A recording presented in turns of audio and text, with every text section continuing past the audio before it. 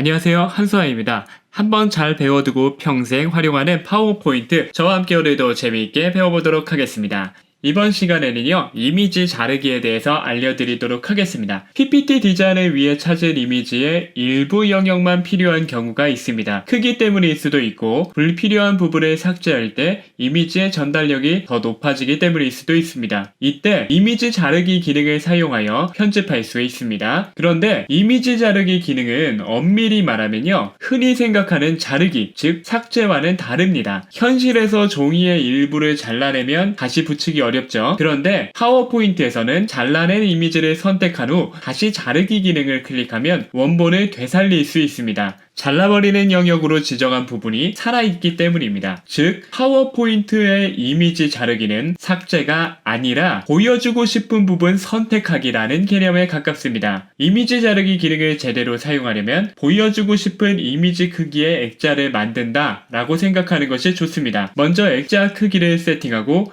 이에 맞춰 이미지 자체를 이동시켜 지정한 액자 범위 내에 보여주고 싶은 부분을 위치시키는 것입니다. 마우스 커서를 검은색 프레임이 아닌 이미지 위에 올리면 커서가 십자형 화살표 모양이 됩니다. 이때 드래그하면 액자, 즉 자르기 영역 크기는 그대로 둔 채 이미지 자체를 이동시킬 수 있습니다. 이 개념을 가지고 자르기를 보실 때 여러분들이 파워포인트의 이미지 자르기 기능을 100% 활용하실 수 있게 되는 것입니다. 그러면 우리 실습을 통해 한번 확인해 보도록 하겠습니다.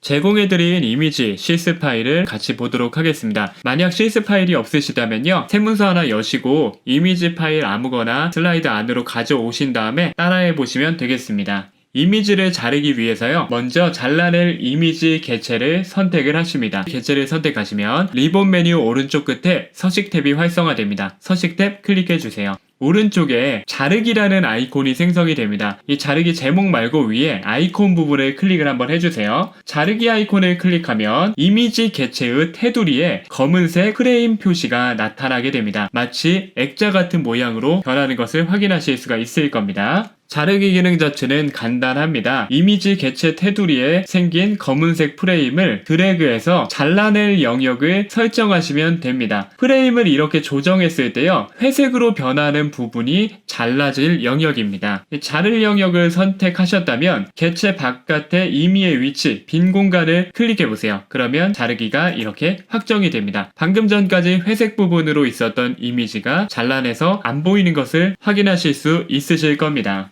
그런데 제가 앞서서 설명을 드릴 때요, 이 파워포인트에서 이미지 자르기 기능은 사실상 잘라내서 삭제하는 기능이 아니라고 말씀을 드렸습니다. 그 부분을 한번 확인해 보도록 하겠습니다. 다시 한번 잘라낸 이미지를 선택하신 다음에 리본 메뉴 서식 탭 클릭하시고 방금 전처럼 자르기 아이콘을 클릭해 보세요. 그러면 나는 분명히 잘라냈다라고 생각했는데 이미지 원본이 여전히 살아있는 것을 보실 수 있을 겁니다. 이는 이미지 정보가 PPT 파일에 그대로 남아있음을 의미합니다. 그 말인즉슨 이미지의 불필요한 영역을 저희가 잘라냈지만 PPT 용량에는 여전히 원본 이미지 크기가 반영되어 있다는 것입니다. 이 잘라낸 영역을 아예 삭제하시려면 이 다음에 알려드릴 이미지 압축 기능을 사용하셔야 됩니다. 이리저리 옮겨보시면서 여러분들도 한번 이 자르기 기능을 확인해보세요. 앞서서 제가 이미지 자르기 기능은 보여주고 싶은 영역 선택하기라고 말씀드렸고 액자라는 개념을 생각해보시라 말씀을 드렸잖아요. 한번 볼게요. 이 액자를 저는 요만하게 선택을 하는 거예요. 그 다음에 제가 이미지 위에 커서를 올렸더니 커서가 사방으로 뻗치는 화살표 모양이 되죠. 이때 드래그, 이미지를 드래그를 하시면 액자 영역은 그대로 있고 그 영역 안에 제가 이미지에 보여주고 싶은 부분을 선택할 수가 있습니다. 이 개념을 아시는 것이 이 이미지 자르기를 잘 활용하시는 데 있어서 매우 중요하니까 꼭 염두에 두시길 바라겠습니다. 기본적인 자르기 기능, 저희가 방금 전에 실습했었던 부분은요, 사각형 형태로 자를 영역을 지정하게 됩니다. 그런데 파워포인트에서 제공하는 다른 도형 모양으로 잘라내는 방법도 있습니다. 절차를 한번 알아보도록 하겠습니다. 그래서 저희는요, 이 이미지에서 바퀴 모양을 한번 잘라내 볼 겁니다. 동그랗게 한번 잘라내 볼 거예요. 이를 위해 먼저 사각형 말고 도형에 맞춰서 자르는 절차를 알아보도록 하겠습니다. 잘라낼 이미지 개체 선택해주세요. 선택해주시고 리본 메뉴 서식 탭을 클릭하는 것까지 갔습니다. 그런데 이번에는 자르기 아이콘 말고요. 제목 부분을 클릭할 거예요. 제목 부분 클릭해주시고 추가적인 자르기 옵션을 불러오십니다. 그러면 여기에 도형에 맞추어 자르기라는 항목이 있습니다. 커서를 올리시면 잘라낼 수 있는 도형 모양 목록이 나타납니다. 여기서 선택한 도형의 모양에 맞춰 이미지가 잘립니다. 만약에 제가 이 별 모양을 선택하게 되면 별 모양으로 잘리게 되는 거예요.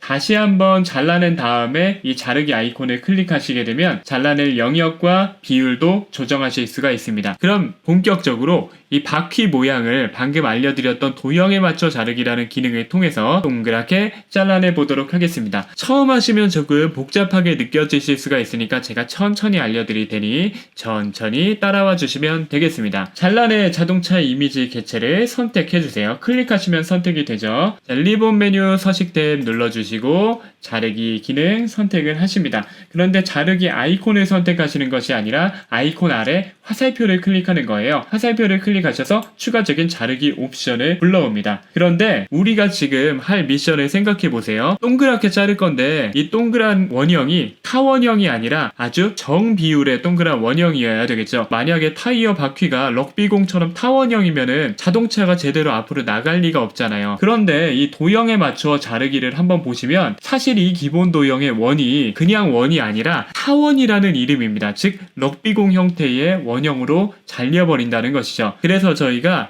정비율 원형으로 자르기 위해서는 먼저 도형에 맞춰 자르기를 클릭하시는 것이 아니라 가로 세로 비율이라는 항목에 먼저 가보신 다음에 정사각형 1:1 이것을 선택해 주셔야 됩니다. 그래야 자동으로 자르기 영역 비율이 1:1 정비율로 맞춰지기 때문에 그렇습니다. 자, 그 다음에는요, 다시 서식 탭에 자르기 기능 클릭하신 다음에 이번에는 도형에 맞추어 자르기를 선택하신 다음에 타원을 선택을 이제는 하셔도 됩니다. 이미 저희가 1:1 정비율을 선택해 놨기 때문에 동그란 정비율의 원형으로 이미지가 잘리게 됩니다. 그런데 아직도 바퀴 외에 불필요한 부분이 남아있잖아요. 그러니까 저희가 불필요한 부분을 자르기로 제거해 볼 겁니다. 서식 탭에서 이 자르기 밑에 말고 그냥 아이콘 클릭하시면 됩니다. 자르기 아이콘 딱 클릭하시면 저희가 익히 봐왔던 이 액자 모양이 나타나게 되는데요. 저희가 이 바퀴 모양에 맞춰서 프레임을 쭉 드래그해서 옮길 거예요. 그런데 그냥 옮기시면 저희가 애써 1:1 비율로 맞춰놨던 게 다시 타원형으로 무너지고 맙니다. 그렇기 때문에 액자를 드래그 할 때도 비율이 무너지지 않게 정비율이 유지되게 해야 되겠죠. 그렇게 하시려면 어떠한 키보드 버튼을 누르시면 그것이 가능해질까요? 우리가 예전에 개체 크기를 변경했던 걸 한번 떠올려 보세요. Shift 키를 누르면 정비율로 바뀌었던 거 기억하시나요? 꼭 기억해 주세요. 그래서 우리 같이 한번 Shift 키를 누른 채로 모서리에 있는 검정색 프레임 쭉 드래그 해보도록 하겠습니다. 그러면 원형이 무너지지 않고 이렇게 쭉 변경되는 걸 확인하실 수 있을 겁니다. 적당히 크기 잡아주시고요. 이미지 자체를 드래그해서 크기에 맞출 수 있다라고 말씀드렸잖아요. 이미지를 여기에 맞춰서 쭉 드래그 해주시면 됩니다. 그런데 만약에 움직일 때 조금 더 부드럽게 이동시켜서 딱 맞추고 싶어 라고 하시면 Alt키 클릭하시면서 드래그 해보세요. 그러면 보다 섬세하게 드래그를 통한 이동을 하실 수 있을 겁니다. 적당히 맞추시고 조금 크기가 다르다라고 하시면 Shift 그리고 컨트롤까지 클릭 같이 해주시면 중심 고정되고 비율까지 고정돼서 크기 조정 가능하죠. 여기 Alt키까지 더 눌러보시면 크기 조정까지도 디테일하게 하실 수 있습니다. 컨트롤 Shift Alt키의 콜라보 그 다음에 드래그까지 하시면 정비율을 유지한 채로 가운데 중심점을 정확히 잡아서 부드럽게 크기를 조정할 수 있다라는 말입니다. 짠! 이렇게 해서 크기를 조정을 다 하셨으면은 빈 공간 클릭하셔서 우리가 잘라낸 영역을 확정해 주시면 됩니다. 여기까지 잘 하셨으면 아주 큰 거 배우신 거예요. 왜냐면 PPT에서 네모나게 자르기 하실 수 있는 분들은 정말 많지만 이거를 이렇게 동그랗게 잘라내시는 분 생각보다 많지 않습니다.